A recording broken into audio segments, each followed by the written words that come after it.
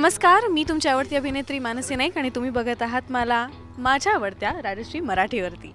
तर तुम्ही आता कुठल्या सेटवरती आला आहात असं जरा प्रश्न पडला असेल तर तुम्ही जरा कॅमेरा तिकडे शिफ्ट केलात तर आपण आहोत कॉटन किंग प्रस्तुत चला हवा येऊ द्या या सेटवरती.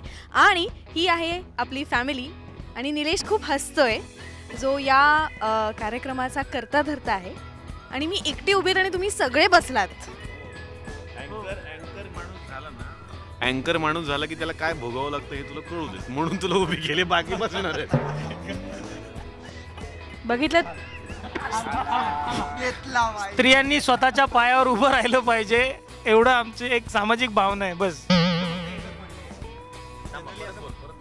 एकच म्हणणं आहे की असं जनरली म्हणतात की प्रत्येक स्त्रीच्या बाया म्हणजे पुरुषाच्या मागे बाई असते, तर आम्ही एवढे जण तुझ्या पाठीशी आहोत, तू लढ. ह्या वाक्याचा आणि तसा काही अर्थ नव्हता, ह्याला स्वतःचं प्रमोशन करायचं होतं, बाकी काय. आणि त्याला माईक मिळेल नाही मिळेल याची गॅरंटी नव्हती. भाऊचं वेगळं आहे, प्रत्येक पुरुषाच्या मागे एक स्त्री असते आणि त्या स्त्रीच्या मागे भाऊची बायको असते शोधत की बाबा कोण असते की कोण असते ती स्त्री, असं असते ते. अरे शो बद्दल बोला, पर्सनल नका बोलू. एक मिनिट, हा कपडे हे का घालून आलाय? मला अजून कळेल नाही की हा माणूस हे कपडे का घालून आलेला आहे. म्हणजे माझं तुझे जे युनिफॉर्म आहे तो कुठे आहे? युनिफॉर्म म्हणजे झालं माझं काम. शाळा आहे आता, त्याची शाळाच आहे, रोज सगळे शाळा घेतात. निलेशने शाळाच केलेली आहे आपल्या सगळ्यांची.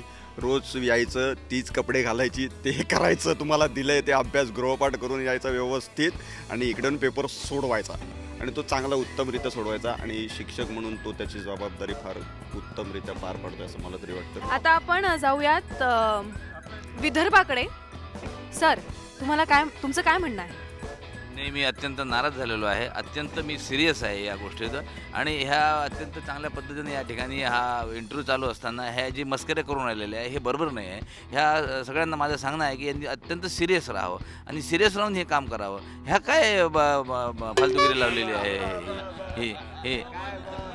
मला बायकोबद्दल असं म्हणायचं की बायको ही पेपर वेट असते, म्हणजे ती फडफडू देते पण उडू देत नाही.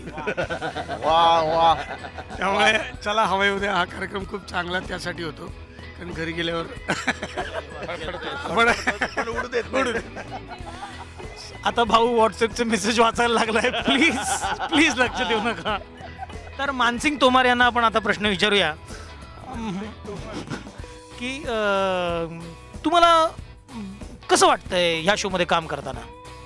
एक तर सर्वप्रथम प्रेक्षकांनी बघितलंच असेल की माझा काय हाल होत असेल या सेटवरती, कारण सगळे इकडे दिग्गज कलाकार आहेत आणि खरंच मला या शोचा मी एक सहभाग आहे म्हणून मला खूप छान वाटतंय. निलेशला हे सगळं खोटं वाटतंय पण मी खरंच मनापासून बोलतेय.